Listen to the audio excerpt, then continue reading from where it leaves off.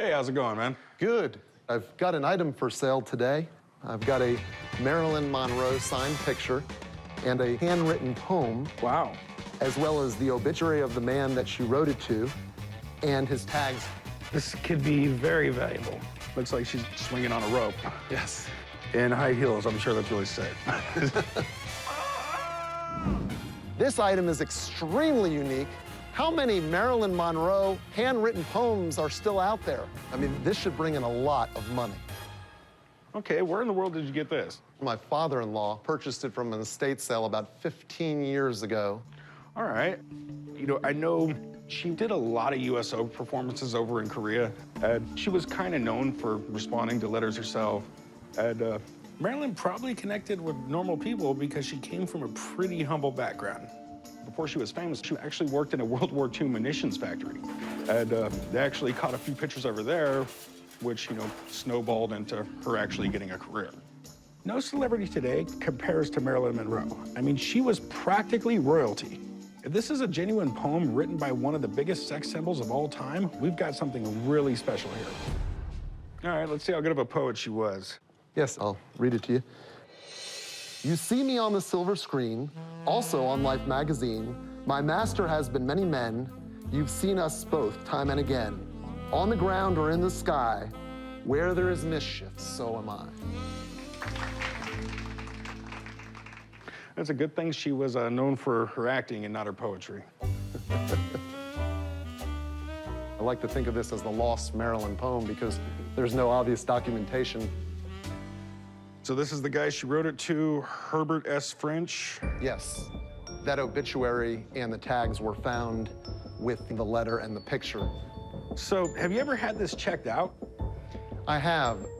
4 experts looked at it about 10 years ago. So what was it appraised at? It was appraised at $48,000. All right, well, that's good to know. You got any paperwork with it? I don't have any paperwork. That's a shame. Without it, I don't have a lot to go on. Tell you what, mind if I have a buddy of mine come take a look at it? He works for PSA. They're one of the most reputable signature people there is out there. Wonderful. I'll be right back. Thank you very much. Having no paperwork is a massive red flag. But if it's real, the money he's talking about isn't that far off. Wow, Marilyn Monroe, the great Marilyn Monroe. There's been a few times where I've seen handwritten letters, not really a handwritten poem. I mean, I know there's some of her work out there, but it's very rare to see that type of stuff. You mind if I take a look at this? Not at all.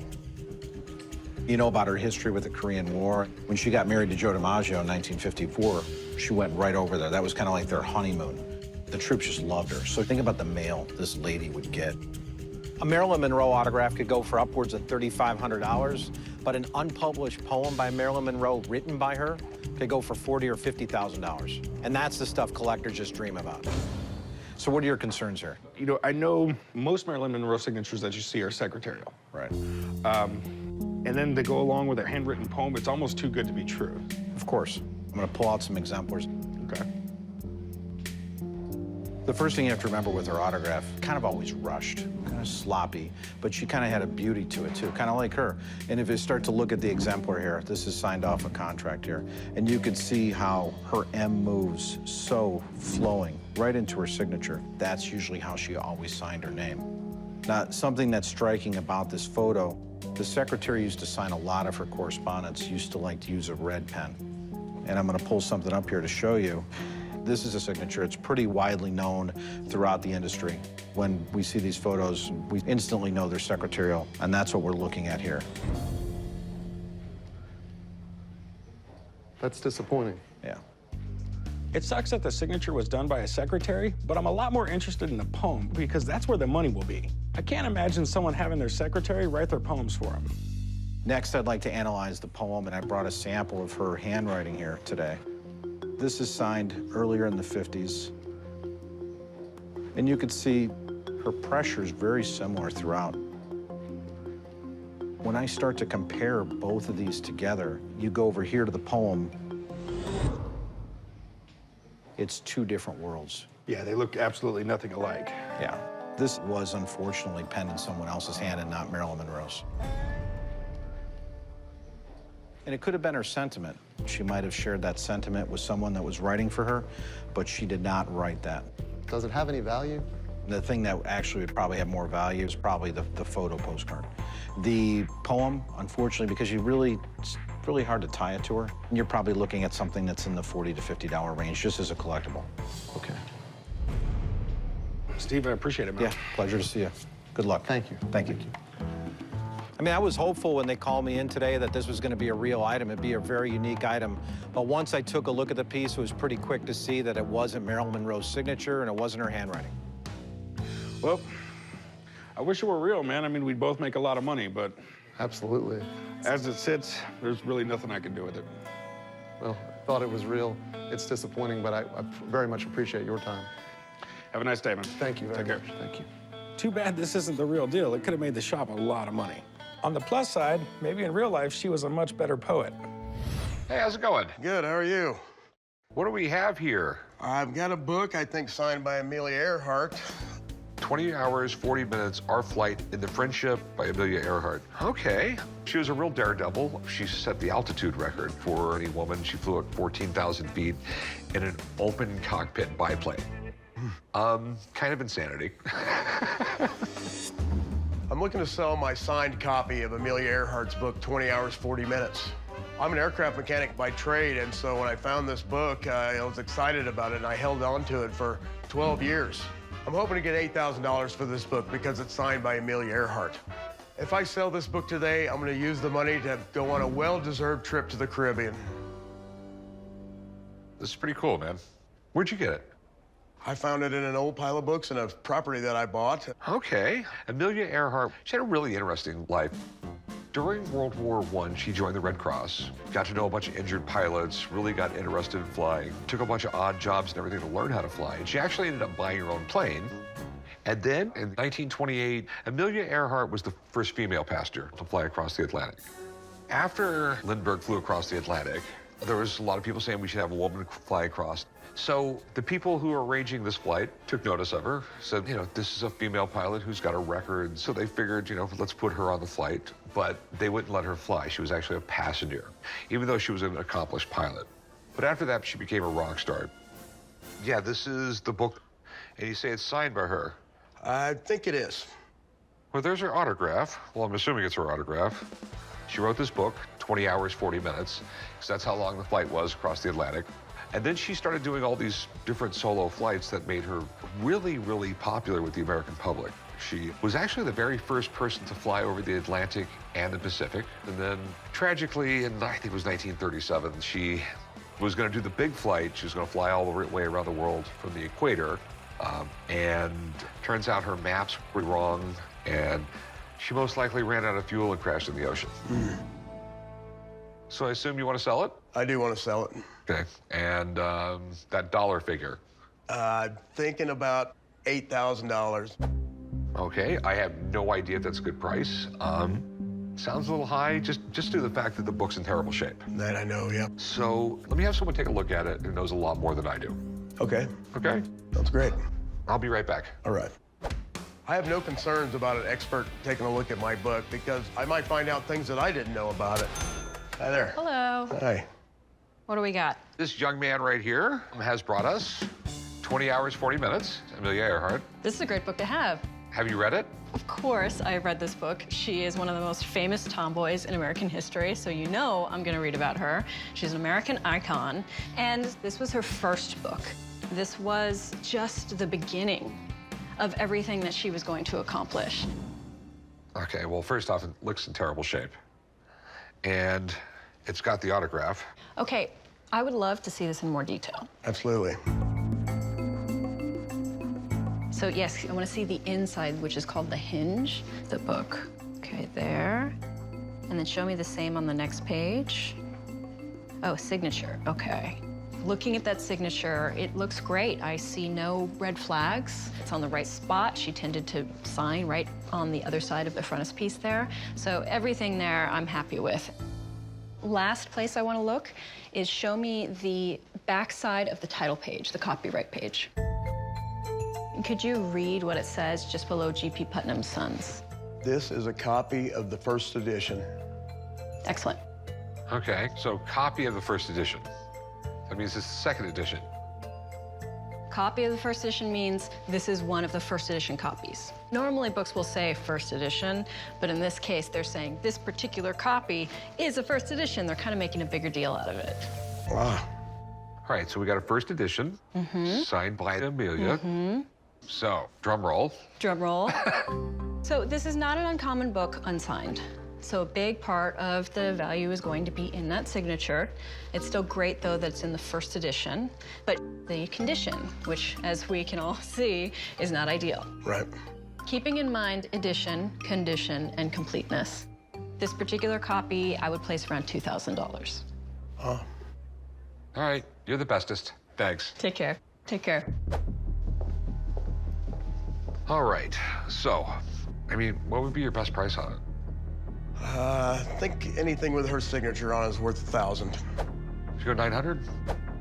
900.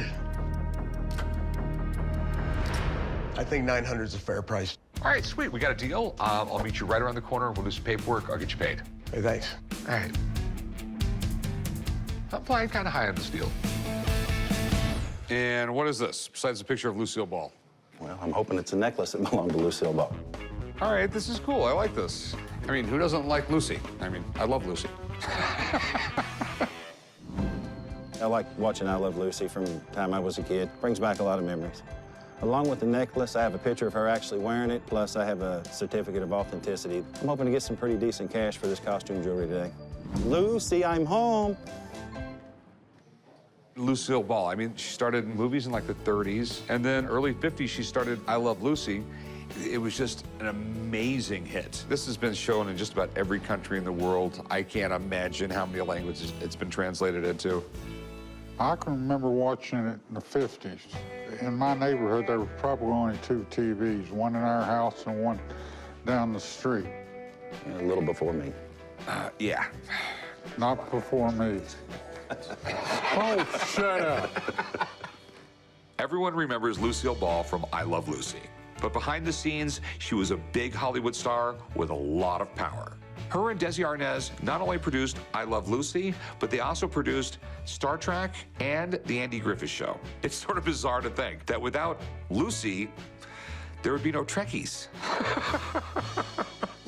Guarantees that the Fa double-strand pearl necklace was owned and worn by Lucille Ball. This has got to be like the cheapest certificate of authenticity I've ever seen in my life. I mean, he literally printed this on his computer at home. At least he bought a foil and stuck on the end of it. I believe it because there's enough here that tells me it's legit. Now, what do you want to do with it? I'd like to sell it. All right. Now, here's the big question. How much? Yeah, I was thinking maybe 500. Ouch. I'll give you $300 for it. $300, that's more than fair. Go 350. I'll give you 3 1/4. I'm not going to go any more. Well, that was going to be my next number, so it works for me. Okay, man. All right, I'll meet you right up front. Okay. Keep an eye on it, Pops. 325 was a little less than what I was hoping for, but I'm happy with it. That's okay. Now I've got the bug. Now I'll go back and start moving some other stuff and see if I can get rid of some other things. How's it going? How are you? All right, what do we have here? A set of All-American Girl professional baseball cards from the 40s. So these are the actual cards from the female baseball players during World War II that the whole Tom Hanks movie, A League of Their Own, was based on. I don't see how they played it in those skirts. I'm here to sell my collection of baseball cards from the All-American Girl Professional Baseball League from the 1940s. I purchased the collection from a relative of Dorothy Montgomery.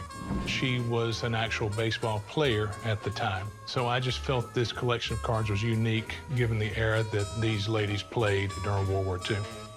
For my collection of the All-American Girl Professional Baseball League cards, I'm asking $800. The All-American Girls Professional Baseball League. This is cool. The league was founded, I think, by Wrigley, from Wrigley Field, owner of the Cubs. December 1941, Japanese bomb Pearl Harbor. And he was thinking like, my God, there's not gonna be no baseball. Every baseball player is a young man in incredible shape. They're gonna get drafted. So he immediately comes up with the idea for a female baseball league. I think their first season was 1943. They went all the way to 1954. When they started off, they thought, well, these are women playing. We're gonna have to do like a softball and do underhand pitches. But within a couple of years, they realized, no, they're real athletes, and got back to a much smaller ball and overhand pitching. And that's why the league lasted so long, because they really were good players. I mean, you got a heck of a collection here. So where did you get these? I purchased these from a relative of Dorothy Montgomery, who was actually one of the players on the team. Here we go, Dorothy Montgomery, right here. There was a lot of players. And we have some of them, are these actually signed? Yes. Looks like you have every card that was issued. I find them really interesting. I mean, how much you want for them? I'm asking $800. Okay. Let me have my sports guy come down and take a look at them. I mean, I've never seen these before, ever. So my sports guy, he'll know exactly what they are and what they're worth. Okay, I'll be right back. Awesome, thank you. I'm sure they would destroy me in the game of baseball. David, how's it going? Good, how are you, Rick? Oh, pretty good. This young man has a whole folder with baseball cards from the All-American Girls Professional Baseball League, a league of their own. Absolutely. That was quite a movie, first of all, obviously. And this is very interesting. And how did you obtain this? I purchased it from a relative of Dottie.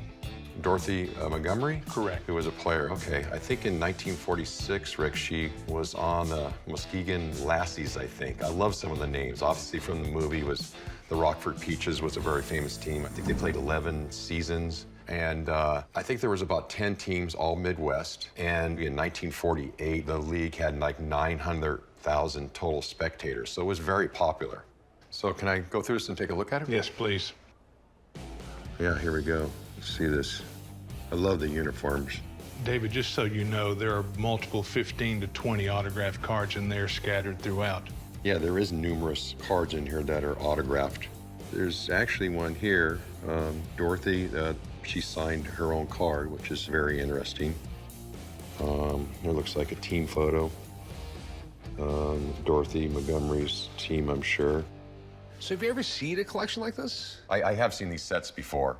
They're not that rare, but you don't see these autographs. That part is rare. That part I think is unique and historical. So what do you think they're worth? I think this group's worth about $500, Rick. A little less than I was expecting. Okay, I appreciate it, man. I'll let you know if I get it. All right, Rick, thanks a lot. Okay, kind of fascinated by it. It's really, really interesting. Would you take $350? Yeah, I'll take $350. All right, sweet. I will meet you right over there, and I'll get you paid. Thank you. Me, Corey, and Chum should start a league of our own. I got a nice Marilyn Monroe military ID card signed as Norma Jeane DiMaggio. That's amazing. I don't think she signed her name Norma Jeane DiMaggio that often. Well, she would have signed it that way for right at a year? No, about 9 months. It's like they're married for, and it didn't go very well, from my understanding. She had a weird, bizarro life. I came to the pawn shop today to sell my Norma Jeane DiMaggio military ID card. The military ID card was issued when she went on her honeymoon with Joe DiMaggio. She ended up doing a tour for the USO. I'm looking to sell ID card because I want to get some money from my daughter's college education. That's pretty damn cool. I see. He also has her fingerprints on the back as well. The reason she ended up taking a tour in Korea, and she wanted to go see good American, wholesome boys defending their country, because these are the guys who basically made her a star. She said afterwards that it was like one of the most important things she ever did. All right, do you know anything about it? She had 2 ID cards made. One was laminated, and this is the one that was, I guess, an office copy that they had. It says void right across the front of it, so I imagine he sort of had her fill 2 of them out and says, oh, I messed the other one up, so here, can you fill this one out? That could be, that could be. As far as celebrity memorabilia goes, Marilyn Monroe is the most sought after on the planet. I've seen some of her stuff sell for a fortune, but I've never seen anything signed Norma Jeane DiMaggio. So how much were you looking to get out of it? I'd like to get $40,000 for it. Okay, I mean, have you had anybody look at it? No, I just compared to the one that sold on the internet. Are you a signature expert? No. Looks pretty close to me, though. Okay, yeah, I'm just saying pretty close in this kind of business is the difference between big money and jail. Boy. So do you mind if I have someone look at it? No, please. Okay. Let me get him down here, hang out, maybe buy something, figure out how you're gonna spend the money. Thank you. This is the magic piece right here. Cool. Marilyn Monroe. No, it's Norma Jeane. Well, DiMaggio. Marilyn Monroe got married to Joe DiMaggio in 1954. They went on their honeymoon. They were in Japan. Well, the U.S. Army got wind of this. They said, hey, would you mind coming over to entertain the troops in Korea? When she came out there and entertained, they just went crazy. Her trip over there was a really big deal. So, I mean, the bizarre thing about this is it says Norma Jeane DiMaggio, which I don't know if Marilyn Monroe is more collectible than DiMaggio, and it says void, and they actually wrote over her signature a little bit. So, whatever it's worth, I have no clue. I mean, the first thing I want to do is see if it's live ink.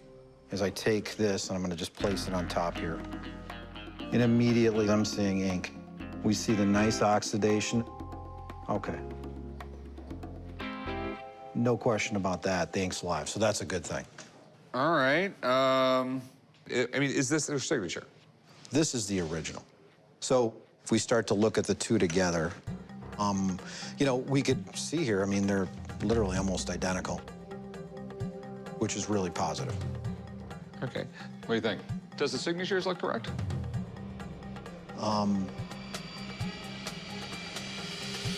Absolutely no question this is the real deal. Okay. Yes. All right, cool. So what's it worth?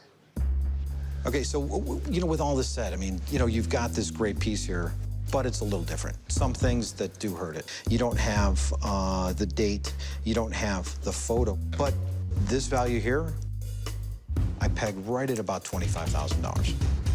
Okay. Thanks a lot. All right, good to see you. Okay, if I buy it, I'll call you. Yeah. Seeing a piece like this, pretty amazing. It's so rare that something like this would actually hit the market. I think any kind of collector would want this. Huh, so I hope you're still not stuck on that $40,000. I heard what he said. I'll take that in consideration. I can go down to 30. I'll give you like 12 grand. Yeah, I can't do that. A known one that went for 50-something thousand dollars. The other one was completely different. I can do 28. I mean, I'll just cut to the chase. I'll do $13,000. That's all I want to do.